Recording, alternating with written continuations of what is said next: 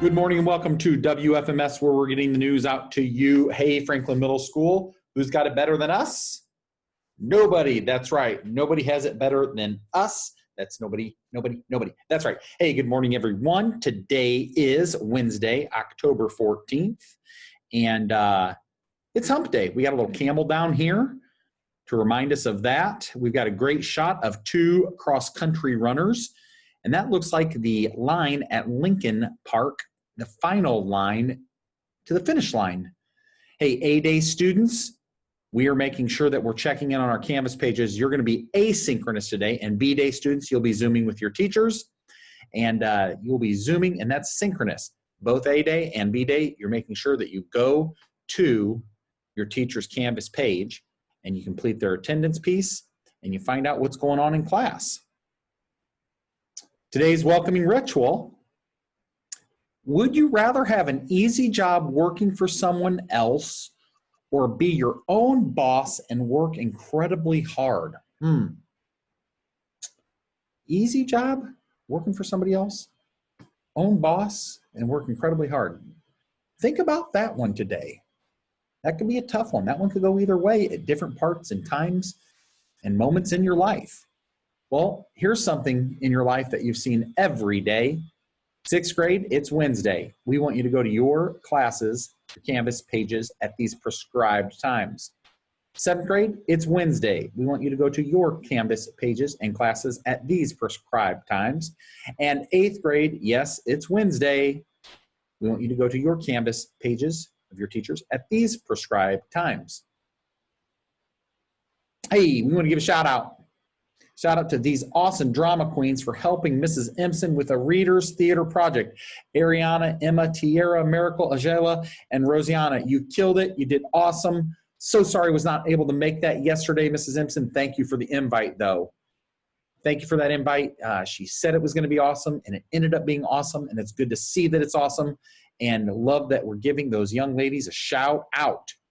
Speaking of shout outs, if you'd like to give a shout out to an FMS staff member, you log into Google, click on the blurb on the FMS webpage where it says staff shout out, and you got to pop in your username and password, your school issued username and password.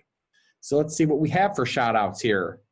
Oh, hey, shout out to Mrs. Schrodden. She's a great teacher because she helps you when you need help and she makes you laugh. That's coming from Kira. Shout out to Mrs. Durr. I always look forward to her class. What she talks about is always really interesting. Also, she is funny and always makes me laugh. That's from Rachel H. Oops. And shout out to Mrs. Adams. On days when I do Zoom, she lights my smile up. I just want to give her a shout out for being the best science teacher and having great teaching skills. And that's coming from Anna W. Very nice to hear. We know those shout out students mean so much, and we want to thank you for sending those. All right. Here is the AVID strategy of the week. The AVID strategy of the week. Now, when we're remote learning, you can use an agenda app like Google Calendar to help keep track of your school day.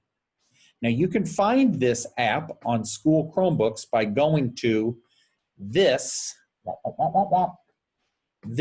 hyperlink, calendar.google.com. It can also be downloaded to any smartphone. You can set notifications that automatically remind you of assignments, Zooms, and other events. I know lots of teachers have this set up as well. So this isn't just an AVID strategy. This is a good one for adults as well. So if you want to watch a video, there's several ways to use the service. Nice YouTube video, and that's an AVID strategy. And I think using that calendar, a paper calendar, I know Mr. Zenon carries one in the back pocket. That's his way. I think coming up with a strategy to keep you organized when you need to be places, where you need to go, really, really important, especially in remote learning. Okay. MAP testing is going to begin soon. Reading, we're going to do that on the 19th. Math, we're going to do that on the 26th. So the questions, this is a reminder, the questions on MAP are not all the same. You don't get to skip them. You got to give a good, educated guess, your very, very, very, very best guess, okay? And we want to remind students you can't go backwards on MAP either. So these are helpful tips and hints. You're going to be taking your MAP test asynchronously. That means you're going to be doing it on Monday the 19th for reading and Monday the 26th for math.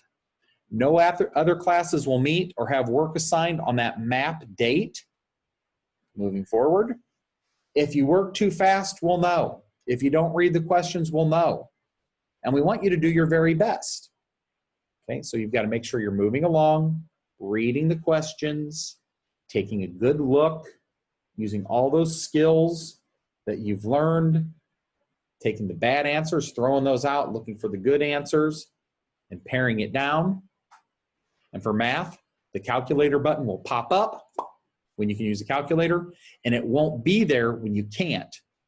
So if you don't see the calculator, you'll use scratch paper and your mental math to help you out with that. We want you to know you can't get all the questions correct, and that's okay.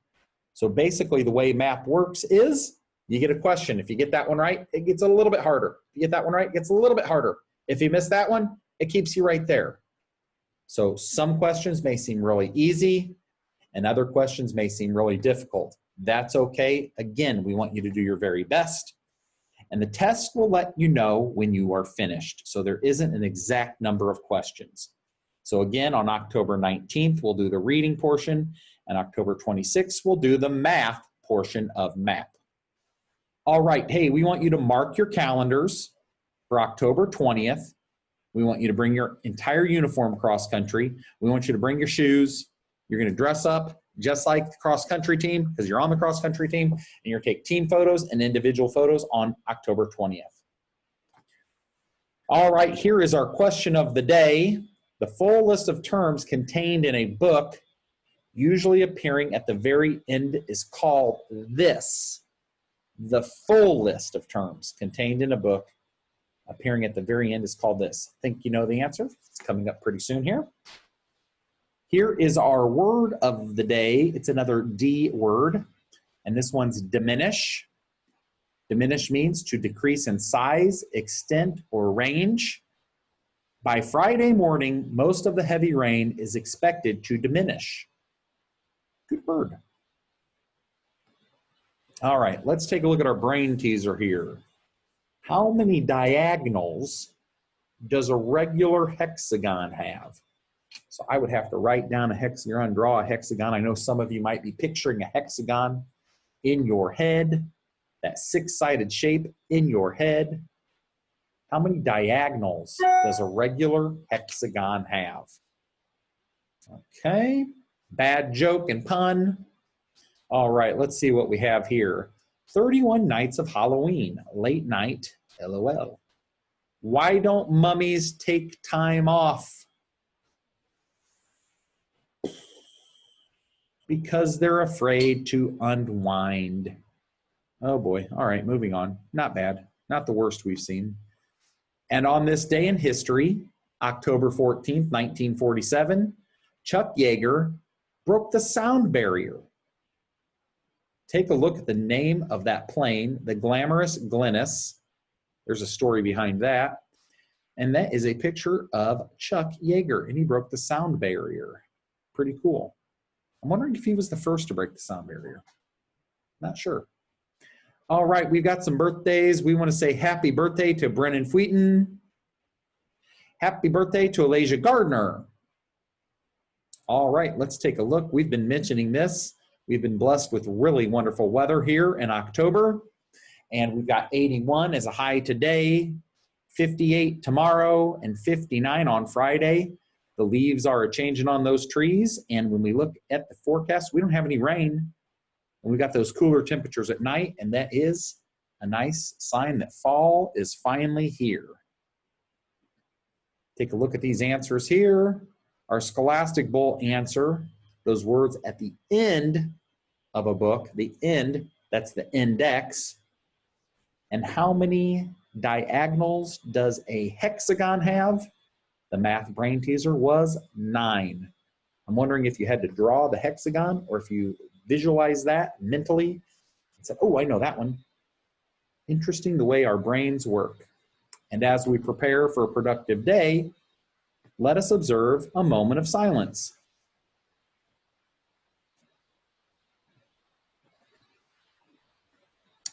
Now let us rise for the Pledge of Allegiance. I pledge allegiance to the flag of the United States of America and to the republic for which it stands, one nation, under God, indivisible, with liberty and justice for all. Oh, I forgot that slide. There it is. There's our American flag. Good deal. All right. Franklin Middle School, take a look at this slide. What do we have here? It's a little bit different than what we normally have. We've got a person typing. We've got ideas. We've got a heart. We've got a target. We've got money. We've got a first prize. I think this is just a graphic. This is just a graphic. I like it. It's unique. And we also have something floating in the right-hand corner. I don't know what that type of cartoon is. I don't know if I like that. I like the keyboard. I don't know about that cat floating in that right-hand corner. We'll see. Maybe I'll get used to it. I do like seeing that falcon in the middle of that light bulb. All right, Franklin Middle School staff and students, we want you to have a great day. And remember, it's all about choices. Read, write, and respond at Franklin Middle School. It's our focus. This video is to help parents and students log into the NWEA app using a Chromebook. So this is the login screen from a Chromebook, and we are not going to have students log in. Instead, you are going to click on the app icon at the bottom, and you are going to find the NWEA Secure Testing app. Once we click on that app, you will see this screen, and this is the load screen for the NWEA Secure Testing app. Give it a little bit of time, and it will go right into the login screen. Now, your teachers have provided you with a session name and a session password. So, parents or students, we're going to type those in. For the particular practice session that I'm doing right now, I have created a session name, and it is SM7. Sorry, I typed in the wrong number. 7M4, and it's going to be a series of letters and numbers. And then the session password is going to be 7805. I just enter those two things into the session name box and the session password box, and then I hit the blue arrow. So hitting the blue arrow will take me to the next screen. And this says sign in. And under the choose your name box, there is a drop down menu. And I put 3 kids into this screen, or this test. And I'm going to select my son's name. So that is going to be Joshua Miller. And that is who I'm going to be testing. And you'll notice under select test, I have growth, math, 6+, because that is the test that he has been assigned. That should be filled in for you. You don't need to do anything with that. Hit the blue arrow, and it takes you to the next screen. Is this correct? Yes, Joshua Miller will be taking a growth math test. I'm going to hit the blue yes. It takes me to the screen that looks like a post-it note with a paperclip, and at this point, you cannot do anything. At this point, the teachers need to click something on their screen, and I'm going to click something on my computer. And when I do that,